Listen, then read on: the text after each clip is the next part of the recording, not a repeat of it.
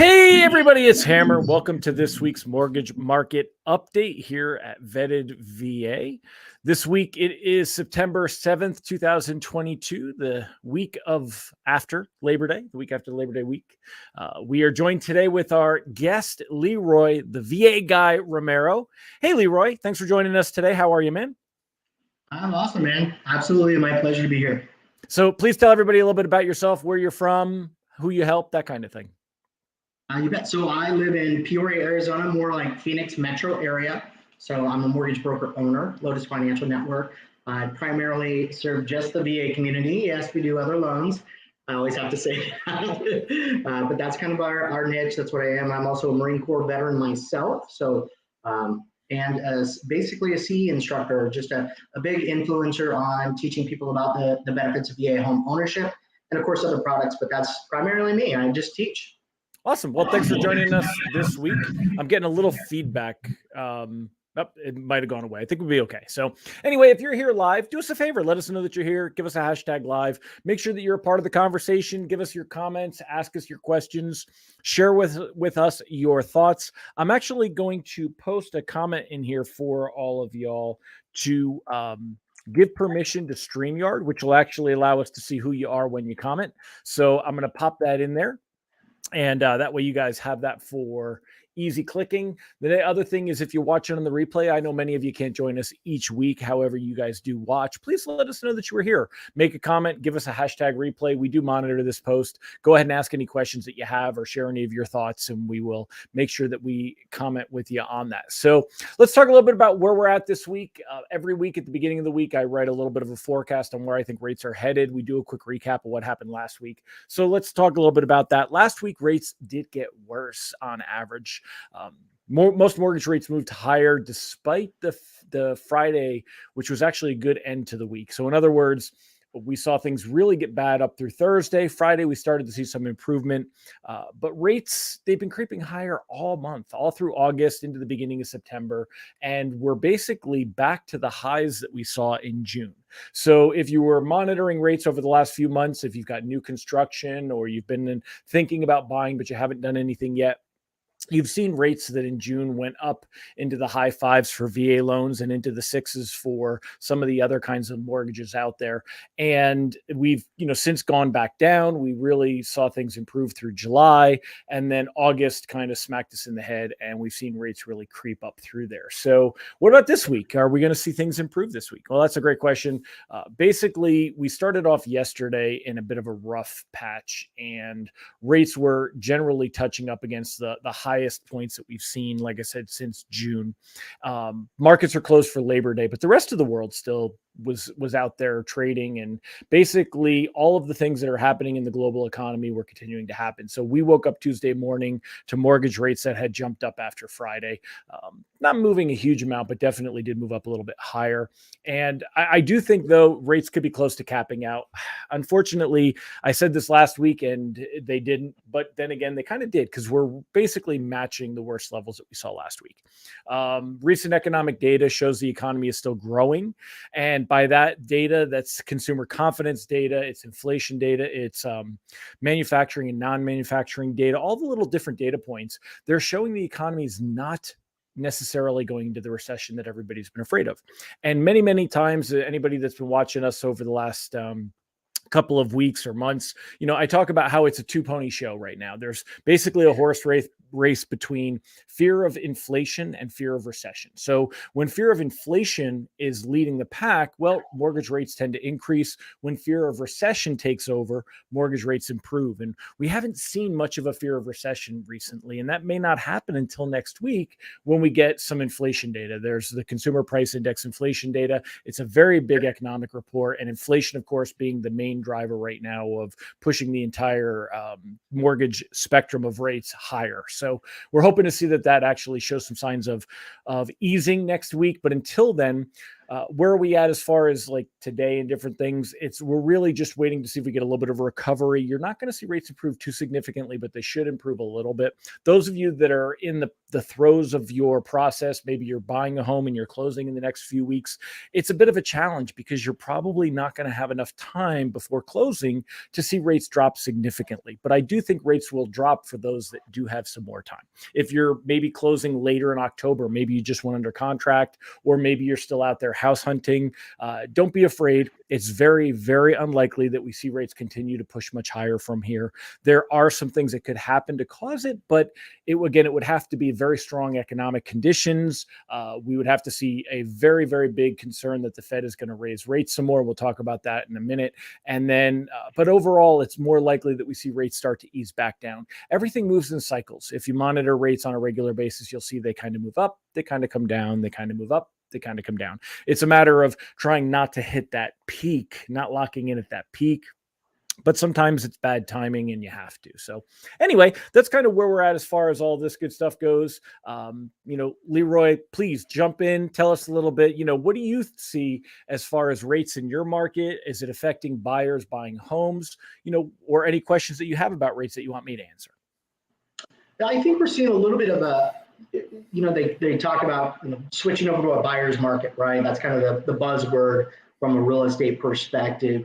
And so what we're actually seeing is quite a few actually offers being accepted, but seeing some price adjustments actually in the Phoenix market where we're coming down 3 to possibly 7%, and homes are just sitting on the market longer, where it used to be a 3-week multiple offer situation. Now we've got homes that are sitting out there 40, 45, 50 days, more of like a stabilization in the market. So, and it's just like everything else, right? When it breeds fear, then people start to panic. So do they panic buy? Do they panic, wait? And that's kind of what we're seeing. We are seeing with some of those price adjustments, Helmer, which is really interesting, is instead of them adjusting that price, we're starting to see like 2 to 3 to even 4% seller concessions. And that's been huge. That's a huge win for our VA community.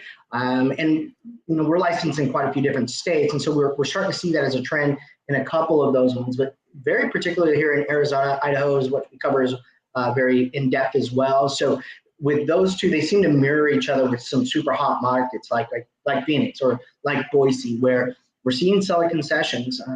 We had a couple Tidewater situations. We won one last week. We didn't win the other one, right? So the value came in. It's about a $10,000 adjustment. But what was really interesting, normally you start to remember when you were talking about that appraisal gap situation? Mm-hmm. And that was last year, right? It was rough. And so, but this year, what we saw the Tidewater come in. We wanted to invoke an ROV, right? The reconsideration of value. We've got all the data. We're getting ready to submit. And the seller says, you know what? I'm just dropping the price. I want to sell.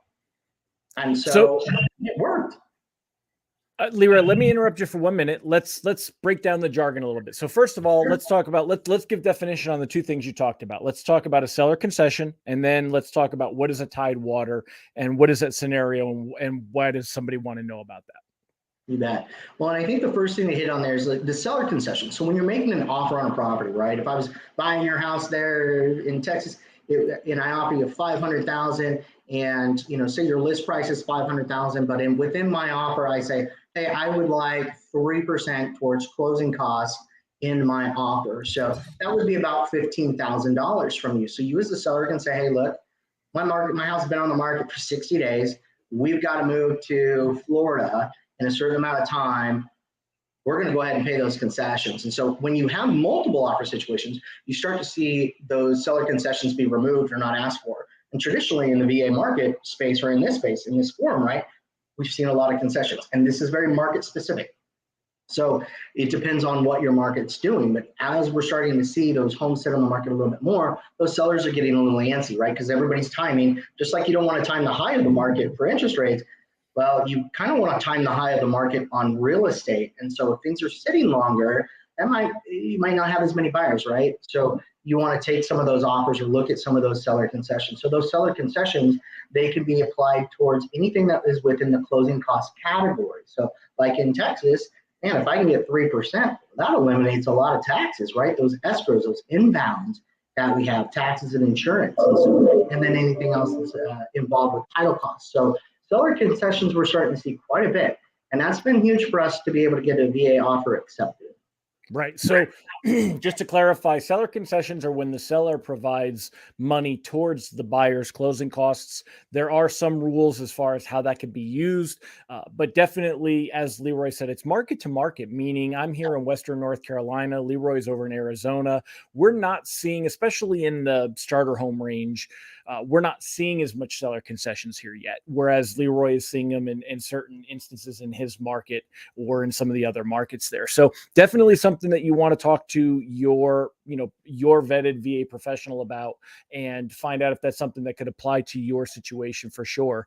And then the second thing, which this one goes along with somebody's question, by the way. So this one is, our prices decreasing because the homes were overpriced or because demand has dropped? So we're going to come back and answer that question in one moment, but let's tell you a little bit about appraised value and tidewater and what that kind of means. So LeRoy, would you please explain to everybody, why do we do an appraisal? What is the appraised value? And then what is a tidewater scenario?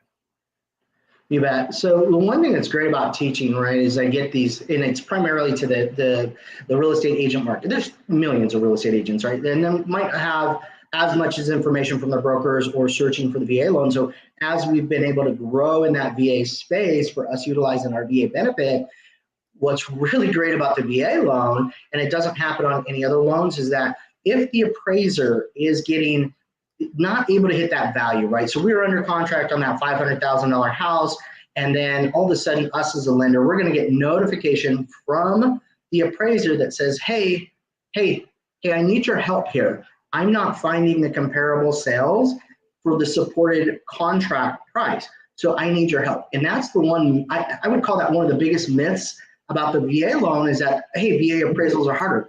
No, they're not. They're really not. What's really nice about that tidewater position is it says, hey, look, I can see the value, but I'm having a hard time getting there mathematically. Can you show me, Mr. Real Estate Agent or Miss Real Estate Agent, where did you come up with this value? What are some of the other upgrades that I maybe missed or anything like that? And so at that time, the lender has 48 hours. We prefer to say 24 hours, but they have to provide as many comparable sales as they can within that time frame. And then that lender takes those. So let's just say you're the agent, in this case, Helmer. I say, hey, look, Helmer, we've invoked a tidewater. I need comparable sales to support the value that you list the property at, that we're under contract. I need those comparable sales within 24 hours. The rule is 48, but I need them in 24 because we want some speed on here. We want urgency. And so we get those over. The appraiser says, okay, I've got these. Sounds good. Let's see if I can meet value. So like in those two scenarios I talked about, is one, there was only 2 comparable sales. That's it. Very rural area out in Idaho. And they were able to find those adjustments, and we didn't have a low appraisal. And so in that case, boom, that's a win for our veterans when it comes to being able to be involved in that appraisal process. Not that it deflates value, or we're not going crazy to find value like it was in 2008 or whatever, because we don't have that direct communication. That's why the AMCs, the appraisal management companies, were put into place on conventional and FHA. But with VA, you really work through the VA in that process to make sure everything's good and legal on it. So if for some reason that particular property, if we don't have those comparable sales, and you just have somebody say, I really don't have any comparable sales, the list price is the list price, contract price. Well, and in that case, you're going to get if you get a low appraisal, right? Invoke tidewater, comparable sales, and unfortunately, it does happen sometimes. But if you can't find those comparable sales, that appraiser is going to appraise that property for the opinion of value, given the market, and so they're going to send it back. You get a low appraisal. Well, the cool thing on that, you get another shot at this. And so if you can find those comparable sales, the veteran, in actually any party, which is really cool, I just reread this, any party can say, hey, we're going to enact the reconsideration of value, the ROV side of it. And so having the proper forms to be able to fill out, getting those over to the appraiser, you can get the feedback from the appraiser, and then you have to go through a staff appraiser reviewer, which is known as a SAR, and then get up that to the lender, and then that goes over to the VA construction and management process, and they review it and say, okay, here's our value at 500. value came in at 490,000, but these are some of the other options that maybe a appraiser didn't take into consideration. And then the VA actually has the Regional Loan Center, RLC, has override for a certain amount of adjustment in which they can say, okay, you know what, this makes sense. I can see where 400,000 or 500,000 makes sense. We're going to go ahead and do that. And we're going to issue this notice of a new appraisal, and it's 500,000. Now, in some cases, they can say, well, we don't see the value. We think the appraiser's dead on in this case based off of all the stuff you had sent in, and the value is going to stay at 490,000. So then you go back to that real estate agent, right? If you're on the buyer side, go back to the real estate agent and say, hey, well, what do we want to do? You have a couple choices. You can cancel the contract based off the VA amendatory clause, right? Because you didn't meet value, so long as it's not adjusted anywhere else in the contract where you're going to pay over appraised value. And then, the other option is you go back to the table, you negotiate, hey, we're off. And then in that case, we've seen clients that say, look, we went to the seller, we tried to get them to lower the price. They came back and said, hey, we're going to do 495,000. If you're willing to go down, come up 5, we'll go down 5. You meet in the middle for a win. Does that help? It does. Very, very detailed. Thank you. So if anyone has more questions about that, definitely put them in the comments. We'll be happy to answer those for you. Again, if you're watching on the replay, give us a hashtag replay and then ask those questions and we'll answer them. What I wanted to kind of build on what you just said, LeRoy, and go off of, I believe this is Jason's question. Let me just double check here because I was looking. Yeah, this is Jason Turner's question about, prices decreasing because homes were overpriced or because demand has dropped. So let's talk a little bit about demand versus supply in homes, and also a little bit about what's going on when rates go up. So generally, when rates, you've got two different seesaws that are happening here that I'm going to have on the screen for you. When rates go up, you've got demand is going to drop, because what happens, and if we bear with me, I'm going to get a little funky here on we're going to draw some cool things here so that we can, there we go. So, all right. So go back there. Awesome. So what happens is when rates start to move themselves up, the demand starts to drop because people can't afford. What happens is as rates go up, affordability goes down. How much payment are you comfortable with, or how much can you put down? Less of an effect, but more of your payment, right? So when rates go up, demand goes down. And if we just kind of pull that one off, when rates go down, of course, demand goes up. So in 2021, rates dropped like crazy. Demand increased like crazy. When demand goes up, well, supply goes down, and that's what we've seen happen. And when you have a increase in demand and there's not enough supply, that's when you have basically people fighting over houses, and you have multiple offer situations. People were bidding over the asking price, not just a little bit, but they were trying to outbid everybody else. So they're bidding. You also had scenarios where people were waiving certain rights. They were waiving the rights to appraisals in some scenarios. They were waiving rights to inspections, because they wanted to get their offer to be as competitive as possible to win. Especially sometimes people were trying to do cash offers. So what we've seen happen, rates have now moved up. So if I go back down to the bottom here, rates have gone up, so demand has dropped. So to answer Jason's question, I've definitely seen we have less of a pool of people out there that are able to buy homes, especially what I'm going to term an affordable home. And it's a very subjective term, but the lower end of the pricing spectrum, of course, is going to increase affordability. So when you've got, depending on your area, it might be 150,000, it might be 300,000. But what we used to define as starter homes, you've got limited inventory of these homes. There's just none of them being built. When builders are building, they're building larger scale homes for higher profit. There's really no incentive for a builder to build lower priced, starter end homes. So when the demand for these homes went up and the supply goes down, that drives the prices up like crazy. And that's what we've seen where, I've used this analogy before. Maybe LeRoy and I are neighbors, and LeRoy sells his house for $200,000. I want to put my house on the market, and I decide, well, if LeRoy sold his for $200,000, maybe I'm going to go for $220,000 or $250,000. And it kind of keeps escalating, right? And instead now what we've seen happen, there's a lot of talk about how home prices have fallen. But let's clarify that statement. Have home prices really fallen, or have asking prices fallen? In other words, when LeRoy sold his home for $200,000, instead of now going, well, I want to sell it for $250,000, Well, I get crickets because everybody's like, we're kind of tapped out. We can't afford this race, this keep up with the Jones and this, to win these offers. Rates have gone up. We can't afford that payment. So now the demand starts to come down and the prices will start to come down as well, or at least the price appreciation. So there was a term, we haven't seen depreciation, we've seen deceleration. Price acceleration has changed. We're not seeing that $200,000 house lead to the next one at 250. Maybe I start at 250 and I don't get the activity. So I go to 230, I go to 220, and then maybe I offer those seller concessions like LeRoy said, and I offer 220 and I'll pay $10,000 of your closing costs. And that's what we are seeing happen in my own scenario. My daughter and son-in-law just put in an offer on a home a week ago, and it was actually owned by Open Door, which is a corporate flip company. They go in, they buy homes based on an algorithm of value, and then they try to maybe make some small improvements or no improvements, and they try to resell them for more money. And that was their model. And this was working when we had a very high demand, low supply scenario. But now we find that there's a little bit more supply, but less demand. So for Jason's question, we're seeing in our area, there's still not a lot of supply, but there is less demand. So we were able, we saw this home get purchased in May by Open Door for $296,000. And then they tried to list it after, making they redid the floors, the wood floors, they painted it, they put up some new shutters, and then they listed it for $327,000. Basically, that's about 10%. It's about a $30,000 price hike. But at $327,000, they weren't getting activity. So they dropped it to $321, and then they dropped it and they dropped it and they dropped it. And every 2 weeks they would drop the price a little bit until we went in with an offer of $300,000. It's a little bit above what Open Door paid.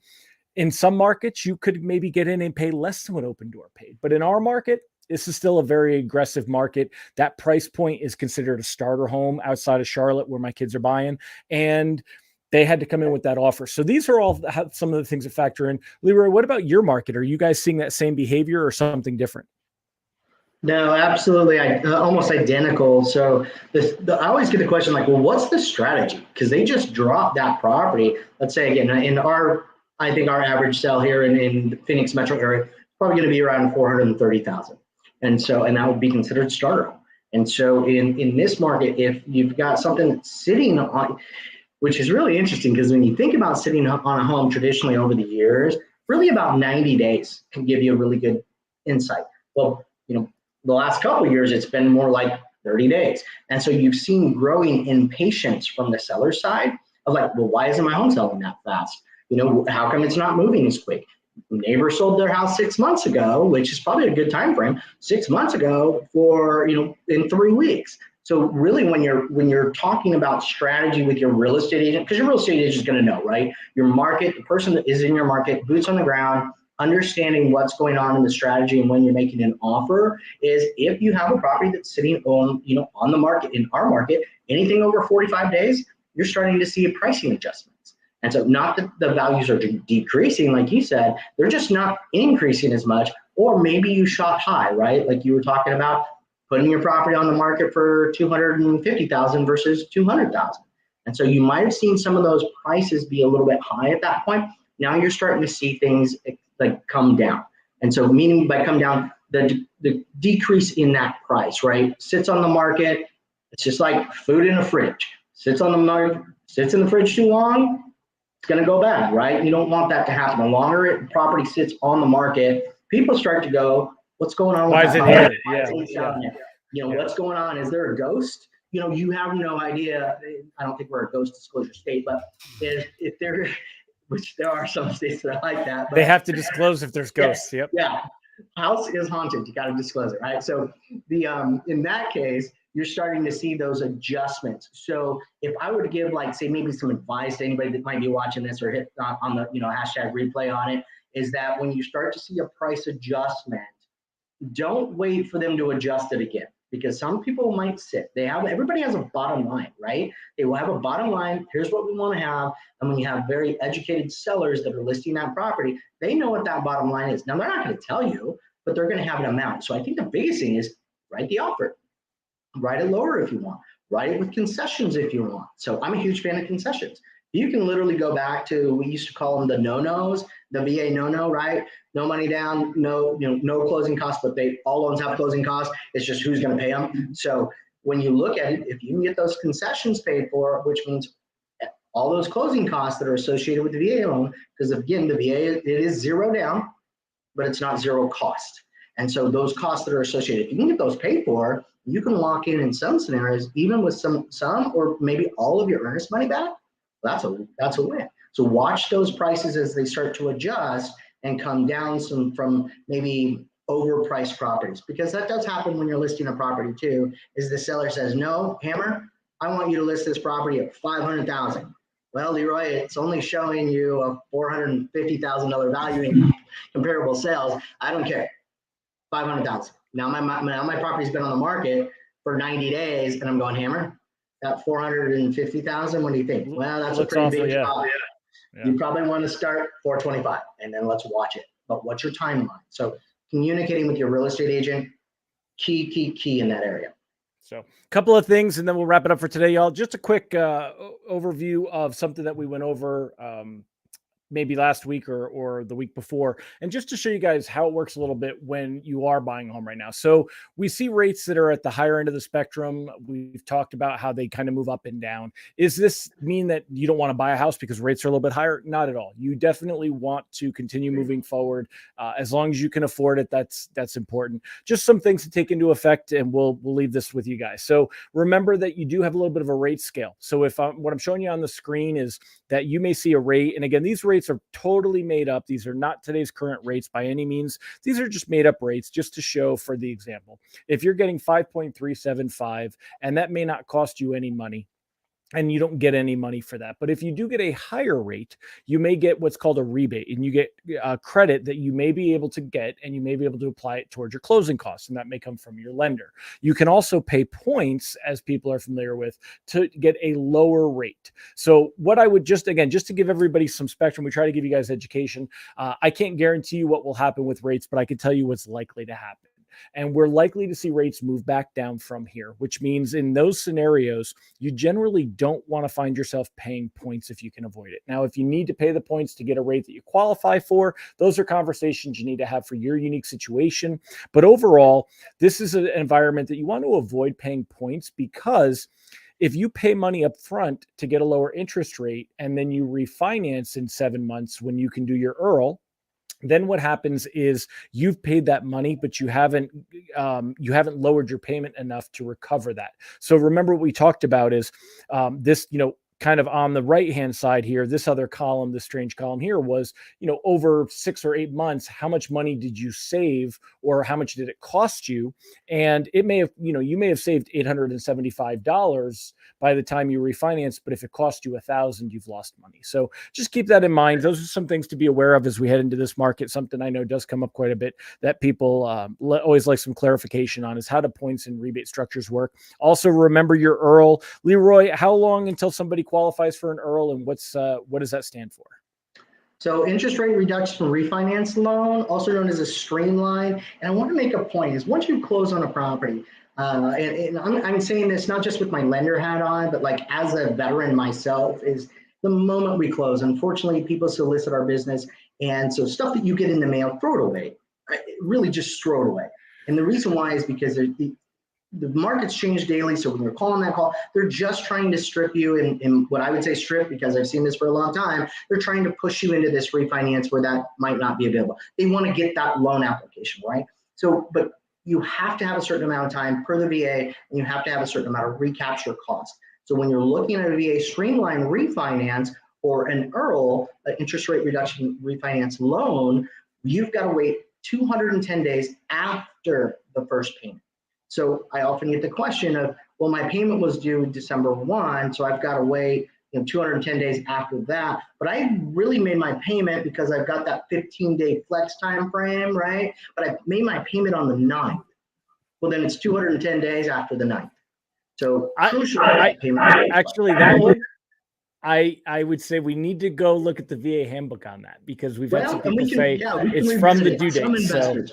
Yeah. So there may be some overlay, but yeah, there is some that will actually go by the due date and not the payment date. Agreed. But again, that's a great one this shows everybody, not that LeRoy is wrong by any means, but that this is an industry of exceptions, and there could be an exception to that rule because the lenders that are lending the money may interpret or use what we call an overlay. They have a different set of rules beyond just a standard VA handbook rule. So that's why you may see a differentiation, and it's good to know that. I love that you brought that up because because again, we do this so often fast. I go by the, either a guideline or maybe my favorite investor that does a really good job, but I know that they say this, right? But the handbook says this, and so sometimes cool thing about being a broker is we get to argue with them, or we get to go, oh, they're going to support what the handbook says, which is 210 days after the first payment. Boom. It might make sense to go here instead. So yeah, thank you for bringing that up. I appreciate that. No problem. All right, everybody. Well, I am going to go ahead and let's wrap this up again. If you're watching live, give us some comments. We'd love having you here. Let us know what you thought of today's show. We appreciate you. If you're watching on the replay, give us a hashtag replay. If you had any questions on that, also go ahead and let us know. Remember, we do this each and every week, 12 p.m. Eastern, 11 a.m. Central, 10 a.m. Mountain, 9 a.m. Pacific. As long as California has electricity, you guys can still watch. And remember that if you want to get help for yourself with looking for a vetted professional, whether it's a vetted lender or a vetted real estate agent, you can go to vettedva.com. You can use the interactive map and you can find a vetted VA professional in your state that has been vetted by Vetted VA to help you out and make the process clear and educate you along the way. So with that said, thanks again, LeRoy, for joining us today. If anyone has any questions, please go ahead and post them out there. We'll keep an eye out for them. So take care, everybody. I'll see you next week. Bye-bye, LeRoy.